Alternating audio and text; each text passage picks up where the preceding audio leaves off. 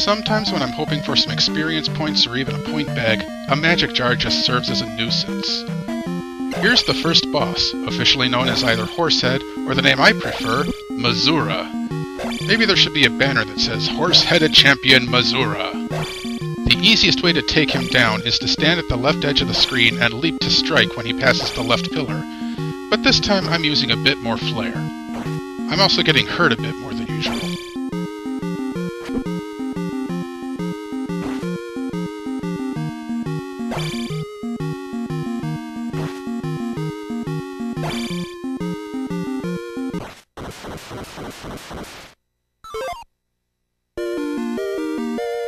More power! Now, I could clear the palace, but 40 experience points is a piddling amount for this major achievement, so I'll go through again for another attack level. After all, stronger is better, isn't it?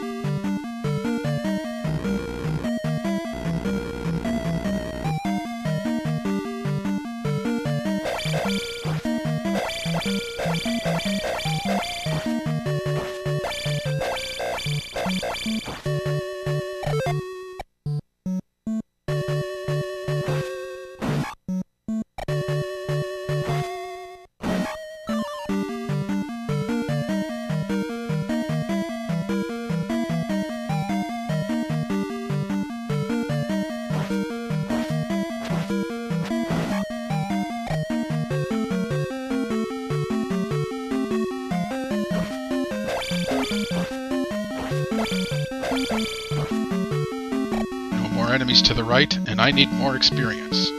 Back to the Hall of Bubbles.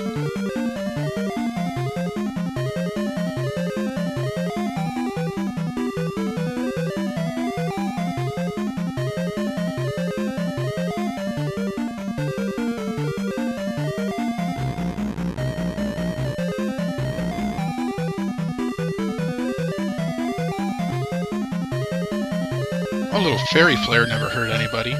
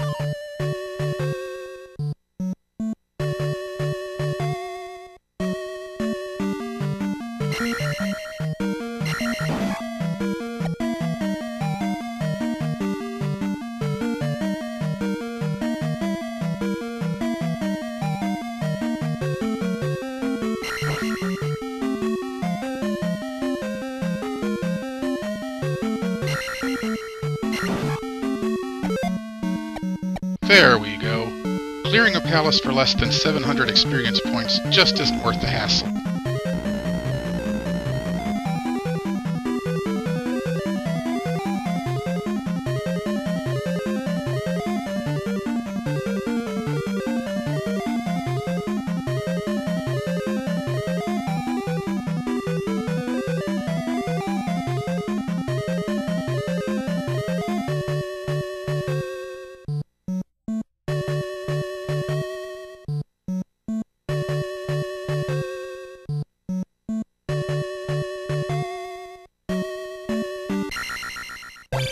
And that clears Parappa Palace.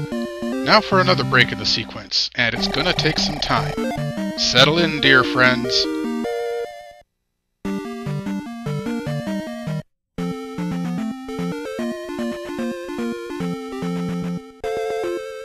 Now that I have the candle, I can see such things as the louder in this cave.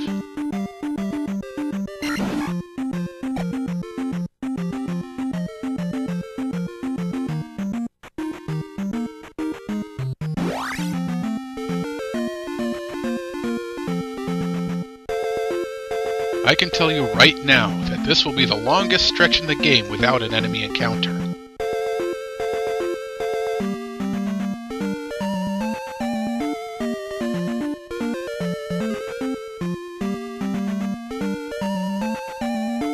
Here's another instance of a hardcore challenge. Some players like to get through this cave south of Ruto before going to Parappa Palace, which means no candle. I could probably do it after memorizing the placement of the enemies, at least for the first two sections, but the Aches and the Achemen in the last section would probably kill me repeatedly. If you can get through this cavern without a scratch and no candle, I'd like to see if you can get through Death Mountain in the dark. I await your video responses.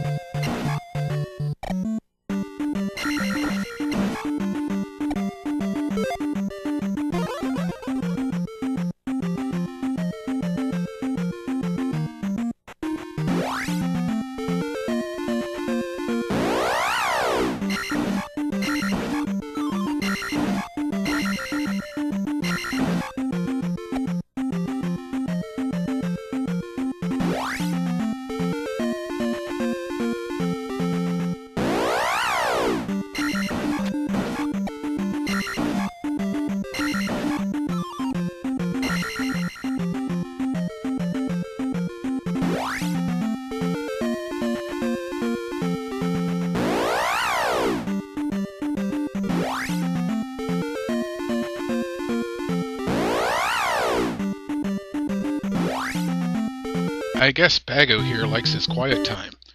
Maybe the townspeople like him at a distance as well.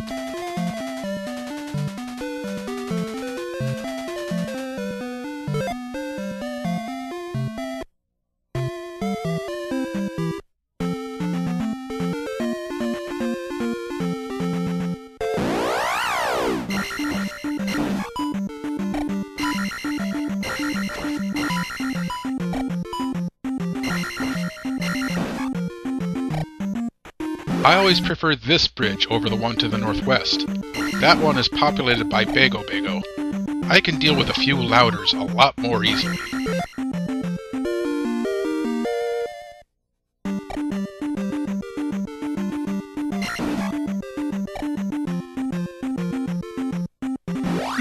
Suspicious forest area. Of course there's something here.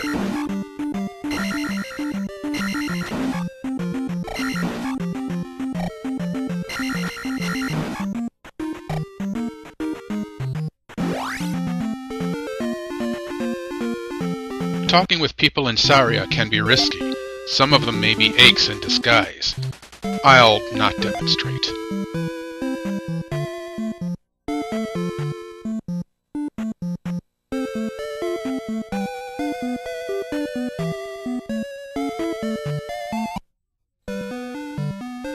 This probably isn't the mirror seen in A Link to the Past. That gets its own graphic and a groovy effect.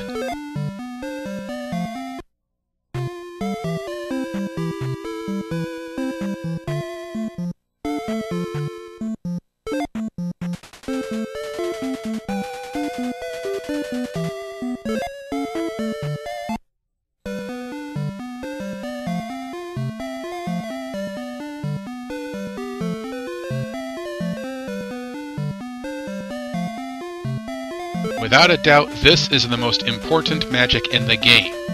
If you can finish the game without casting life once, you are a much more hardcore nerd than I.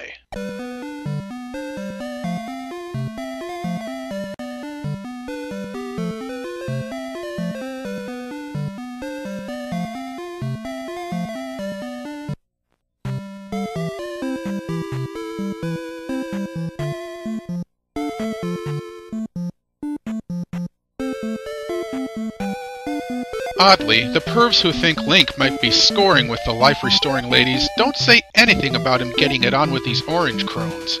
If anything, they're more likely to be pedos than the ladies in red. Maybe they're just serving really good tea.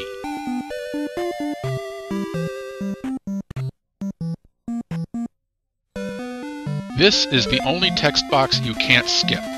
It really slows down a speed run. At least it's not as annoying as the sunset and sunrise in Castlevania II.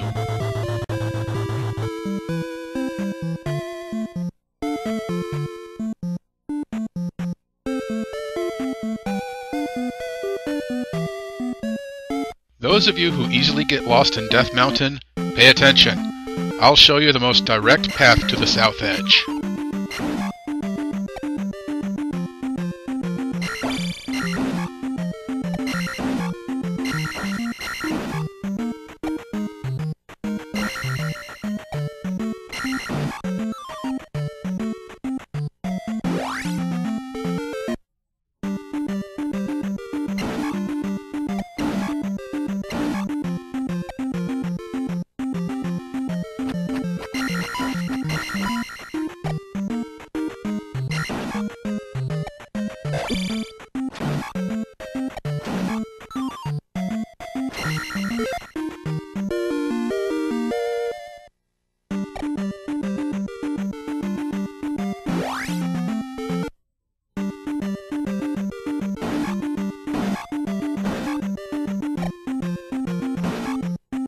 Here we meet Death Mountain's most dangerous denizen, Dyra.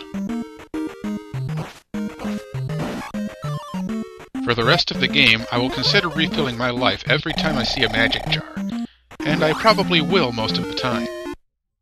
There's no avoiding this bridge with the Bago Bago. I think this is the only time I've ever gotten through this area without taking damage.